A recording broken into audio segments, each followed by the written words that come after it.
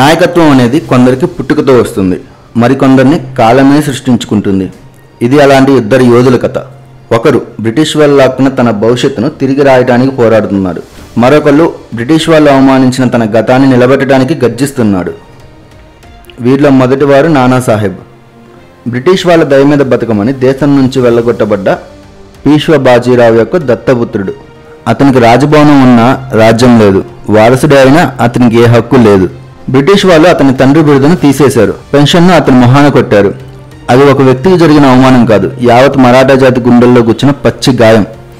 అదే సమయంలో 100 కిలోమీటర్ల దూరంలో బీహార్లోని జగదీష్పూర్లో ఒక 80 ఏళ్ల సింహం సమయం కోసం వేచి చూస్తుంది. ఆయన పేరు కున్వర్ సింగ్.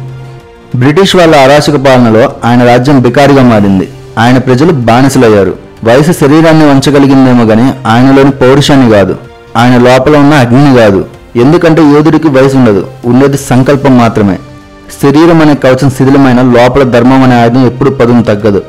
అప్పుడు చరిత్ర గతిని మార్చే ఆ వార్త ఒక పెను తుఫాన్ల దేశాన్ని తాకింది. భారత్పూర్లో మంగళ పాండే వెలిగించిన ఆ చిన్న నిప్పురవ్వ ఇప్పుడు ఉత్తర భారతదేశం అంతా కార్చిచ్చుగా మారింది. కాన్పూర్లోని సిపాయిల కళ్ళు ఒక్కరినే వెతికాయి, ఒక్కరినే తమ నాయకుడిగా కోరుకున్నాయి, నానాసాహెబ్. అతనికి ముందుంది రెండే దారులు: బ్రిటిష్ వాళ్ళు విసిరేసిన పెన్షన్ ముష్టిగా తీసుకుని బానిసగా బతకడం, లేక పీష్వాగా గర్జించి తన ప్రజల ఆత్మగౌరవాన్ని నిలబెట్టడం. అదే ప్రశ్న, అదే అగ్ని పరీక్ష కున్వర్ సింగ్ను కూడా తాకింది. ఈ 80 ఏళ్ల వయసులో ప్రశాంతమైన మరణమా, లేదంటే చరిత్రలో నిలిచిపోయే అమరత్వమా అని. చేసేది ధర్మయుద్ధమైనప్పుడు గెలుపోటముల గురించి భయం ఎందుకు? చరిత్రలో కొన్ని ప్రశ్నలకు పౌరుషంతో కూడిన సమాధానాలు మాత్రమే ఉంటాయి. సమాధానం ఒక్కటే, ఎందుకంటే వాళ్ళు యుద్ధం చేస్తుంది అధర్మం వైపు కాదు, ధర్మం వైపు. వాళ్ళ రక్తంలో ప్రవహిస్తున్నది బానిసత్వం కాదు, పౌరుషం.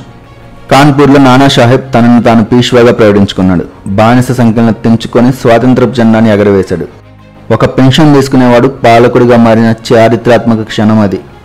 సేమ్ జగదీష్పూర్లో కున్వర్ సింగ్ తన తుప్పు పట్టిన కత్తిని వర నుంచి బయటికి లాగాడు.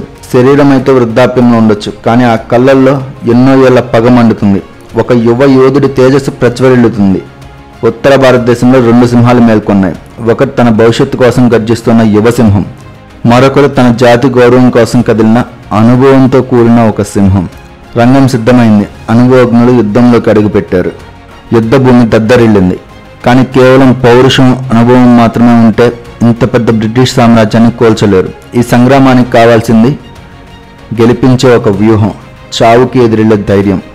అడవులలో ఒక పీడకల్లాగా, రాజభవనాల్లో ఒక తిరుగుబాటు జ్వాలలాగా ఆసక్తులు కూడా తమ నిద్ర నుంచి మేల్కొంటున్నాయి.